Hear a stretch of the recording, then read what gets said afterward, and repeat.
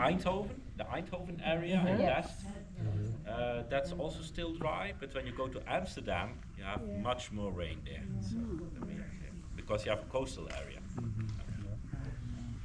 Okay, everybody's complete? Yes, sir. Fantastic. Yeah, so welcome everybody. My name is Joy. I work here for the American Battle Monuments Commission as an interpretive guide. And it is a pleasure for me today to also, on behalf of the American Battle Monuments Commission, to welcome you to this cemetery of ours, the only American military cemetery in the Netherlands. So quite a unique spot. But that doesn't mean that the American Battle Monuments Commission is not present at other cemeteries. So maybe you've been to Normandy, to Omaha Beach. That's the most famous cemetery of ours. But we are actually present at 26 cemeteries all around the world, always outside of the United States of America. We have cemeteries in Italy, in France, Belgium, First World War, Second World War. We have a cemetery in Panama connected to the construction of the Panama Canal, and a very small cemetery in Mexico City dating all the way back to the 1850s, connected with the Mexican America. And what do we do on those cemeteries? We actually are upholding a promise that we made to the families of the soldiers who are buried here. We promised these families that had the choice after the war, they could choose to bring their loved ones back home, to repatriate them, so that they were buried at a national cemetery in the United States or at a private cemetery. But they could also choose for burial overseas. Worldwide, approximately 60% of the American families that lost a loved one decided to have their loved ones brought home. 40% asked for burial overseas.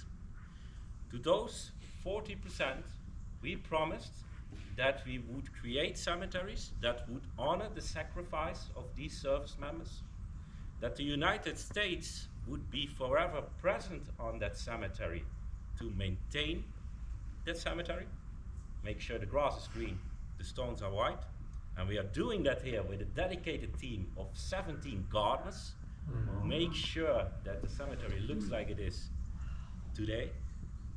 But we also promised that there would be forever persons here that spoke English, that are able to welcome family members to these cemeteries and bring them to the graves of their loved ones. Nowadays, we have still approximately 200 separate family visits a year of American families traveling here to Margraten to visit the grave of their grandfather, their uncle, or even their father. Yesterday, we had a visit of a gentleman who came here to visit the grave of his father, who died when he was 4 years old. And to these families, we have promised to maintain these cemeteries and to keep the legacy of these soldiers alive.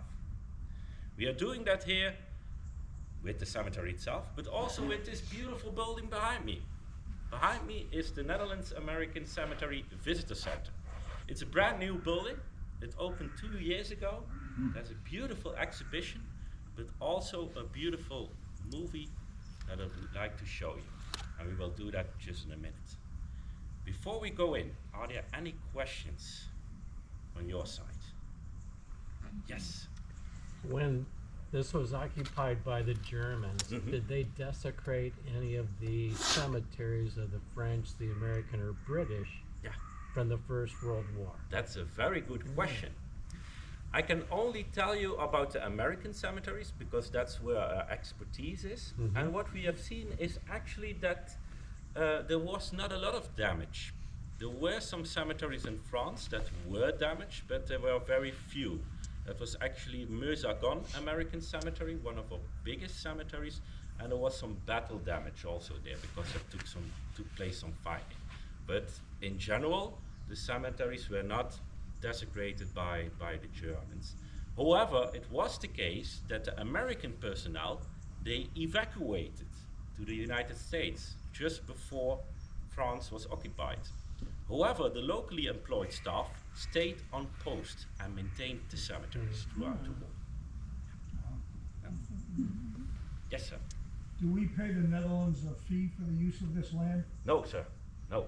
It was actually decided in 1947, when this cemetery was also selected as a permanent American cemetery, that the land would be given in perpetual use. So it is still Dutch soil, given in perpetual use without any need for financial recompensation by the United States.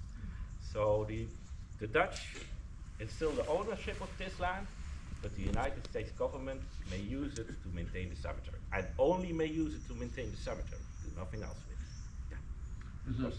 Is it primarily or strictly Americans buried here? And if so, how many are we Yeah. thinking? We are talking about 8,301 headstones, so graves that are present here at this cemetery, next to 1,722 missing in action service members, which we commemorate on the walls of the missing, to either side of the Court of Honor. From those 8,301 burials, we have one Mexican national burial, 2 Canadian national burials who fought for the United States, and 1 British national burial. But they all fought for the United States Armed Forces during the conflict.